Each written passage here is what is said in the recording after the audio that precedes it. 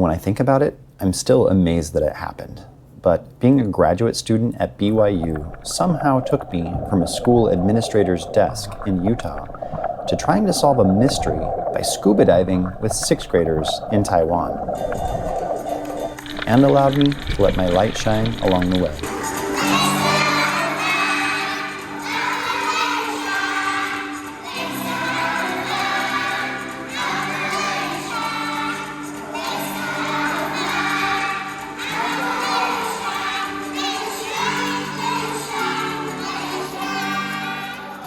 I'm Dane Roberts, a doctoral student at the McKay School of Education, reporting from Taiwan.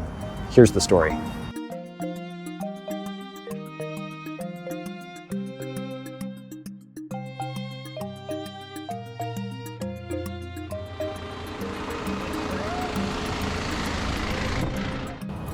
Several years ago, before I became a graduate student at BYU, I was able to travel to the island of Taiwan as part of a delegation hosted by Taiwan's Ministry of Foreign Affairs.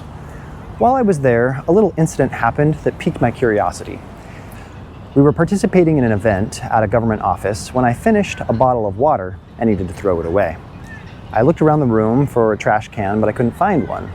I stepped into the lobby, but couldn't find one there. I went into the bathroom, still no trash can. I stepped into a secretary's office and asked her if there was one there. She looked at me with a funny expression and said, "No, it's your trash. It's your responsibility."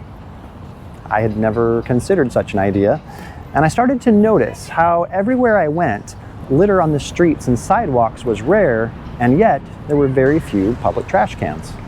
How could this be? As I looked into the phenomenon further, there were a few surprises. Surprise number one, Taiwan has not always been this way. As a densely populated island of over 20 million people, it used to have an enormous problem with waste in public areas. In fact, in the 80s and early 90s, it had the nickname of Garbage Island. Surprise number two. Not only do they skimp on public trash cans, but the government created a system where recycling is free and landfill waste requires the purchase of special trash bags. But if people have to pay to dispose of their garbage, wouldn't that increase litter? A few years ago, surprise number three came in the form of 3 high school exchange students from Taiwan named Dennis, Wayne, and Jeff. While they were staying in our home, I was able to ask them some questions to help solve this mystery. I noticed there wasn't very much litter in Taiwan, I said. Why don't people there litter? All 3 boys were silent. Thinking they might not have understood my question, I tried again. Why don't you litter? Are there big punishments for littering? No, they responded, but they still didn't offer any further explanation. I tried one more time. So why don't you litter? Finally, one of the boys simply said, morality. Of course, morality. And this is the simple answer that set the course of my doctoral dissertation research. How did Taiwan do it? Sure, there's the question of how, in one generation's time, they went from being an island inundated with trash to leading the world in recycling and waste reduction.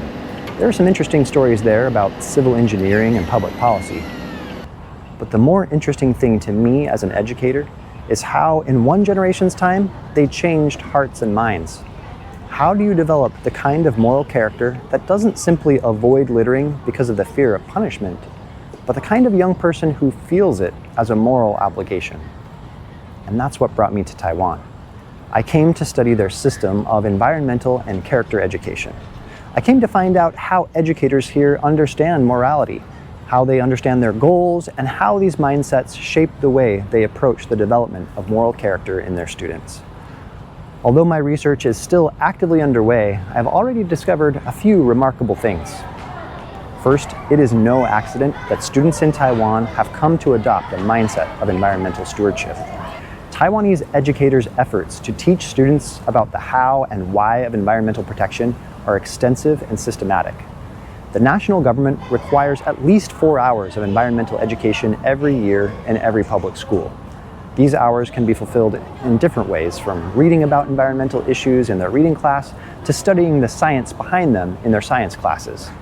And while these hours are an important part of their efforts, it goes far beyond that.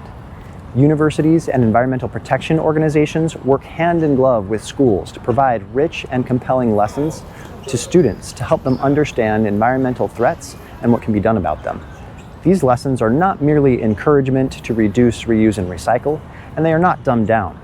During my field observations, I witnessed elementary students engaging with outside experts in advanced lessons on the carbon cycle, microplastics and their impact, and rainwater runoff and groundwater filtration. And these efforts are not even limited to universities and environmental protection organizations. Every government worker is considered an important piece of the environmental protection apparatus and is required to also get at least 4 hours of professional development annually in environmental issues. This results in garbage and recycling truck drivers becoming environmental educators and government secretaries becoming environmental educators. It has become a society-wide effort. When I visited a local university with 4th graders for a lesson on carbon sinks, 5 older women were serving as volunteers to help the children with the activity. One of them was a retired government secretary who had been well trained in environmental protection and still wanted to help with environmental education. Beyond this, every school has an administrator dedicated to integrating environmental education. And their efforts are not merely box checking. They make an effort to blend these programs in meaningful ways with their school's unique characteristics. One school I visited has a special focus on media arts, with students learning how to produce video and audio content. This school invited a local documentary filmmaker to present his work on the impact of an invasive species of frog to students. But, and this is essential, their efforts to help students understand and appreciate the natural environment do not end in classrooms and lecture halls. Taiwanese educators know that if you want to truly change hearts and minds, it takes another level of engagement. Students have to get out of their schools and experience their natural environment. In this respect, the schools truly shine, trying to connect students to nature in ways perfectly suited to local circumstances. One school I visited was in a rural area in the hills outside of Taipei, right on a river that courses through the subtropical jungle. Students at this school are taught the activity they call river tracing, hiking directly up the riverbeds of Taiwan's thousands of mountain streams and rivers. To make this possible, the school has invested in all of the equipment needed, specialized river tracing footwear, wetsuits, and helmets, and they train their educators in river tracing routes and safety procedures. Another school I visited is located next to one of Taiwan's many fishing harbors. And what better way to help the students appreciate that local environment than to take them there, under the water? All students learn how to scuba dive. Again, the school invests in the equipment and training to make that possible. Before leaving the school at the end of 6th grade, the students do a culminating project in which they clean the harbor and are recognized for their scuba accomplishments on the sea floor.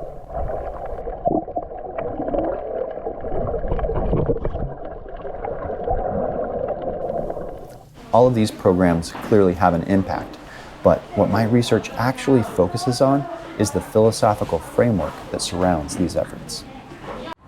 As Latter-day Saints, our moral philosophy could be classified as something called a virtue-based ethic. In virtue-based ethics, right and wrong are based on alignment with the virtues, which are stable dispositions to act in ways that are good, traits like faith, charity, wisdom, and temperance. Rules can be important in virtue ethics because they can help us develop virtues, but rules are not the point. The point is to strive to embody the virtues, to become more like the ideal. In the case of the gospel, we have an ideal in Jesus Christ himself, who perfectly embodies the virtues. Here's the thing. Western cultures used to broadly accept virtue-based morality, from the classical Greek and Roman philosophers like Aristotle and the Stoics to medieval Christianity. Almost all Western societies formerly adopted a virtue-based ethics.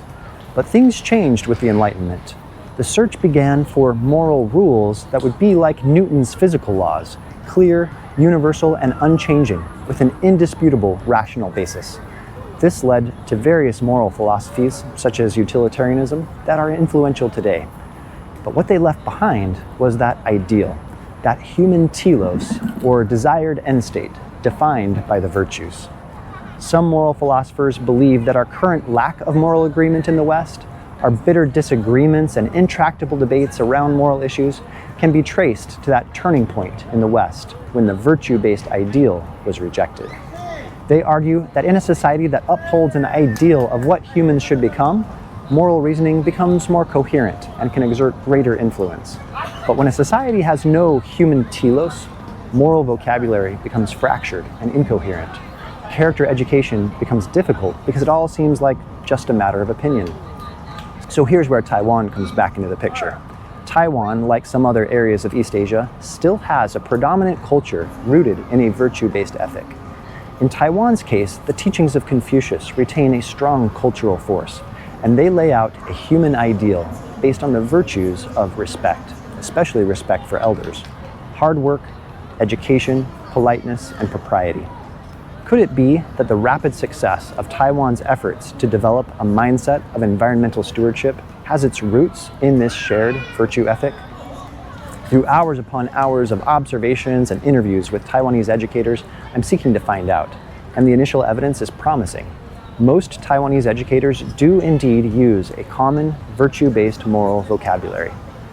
And because developing virtues is not just about following rules, but is about becoming better people, it naturally leads educators to an emphasis on the whole child, not just doing the right thing, but doing the right thing for the right reasons and cultivating virtuous emotions.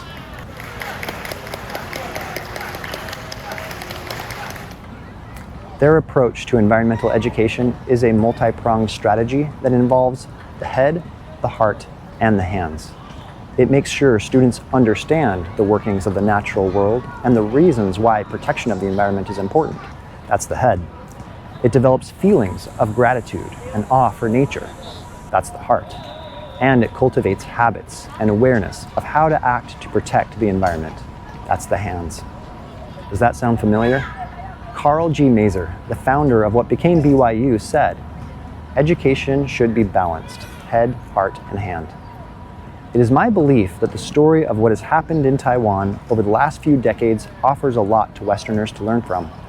I believe it is possible to cultivate a shared virtue-based framework, like that found in Taiwan, that can guide educators in ways that will be an enormous benefit to them and their students. Finally, a word about letting your light shine. I believe one part of letting your light shine is to pursue the interests God has given you. My graduate education at BYU allowed me to let my light shine by weaving together 3 interests I have had since I was a child. I've always loved the natural world. As a kid in elementary school, I started a recycling program when I saw that our cafeteria was generating a lot of recyclable waste that was going to the landfill. Now, to see firsthand how a whole country operates the world's most successful recycling program is incredible. Second, since a middle school teacher gave me a philosophy book, I have had a passion for philosophy, which I studied in depth in college. While some people might see the study of philosophy as impractical or wasteful, I can now see just how important this background was for me to understand the deepest roots of the phenomenon I'm studying. Third, my professional passion over the last 2 decades has been education, and now I lead a small network of charter schools. My love of education leadership is what led me to BYU. For environmental protection, philosophy, and education, these 3 lifetime interests to come together in this unique way that BYU has enabled, in a way that I hopefully can use to benefit the educators and students in my care, that is a blessing I am truly grateful for.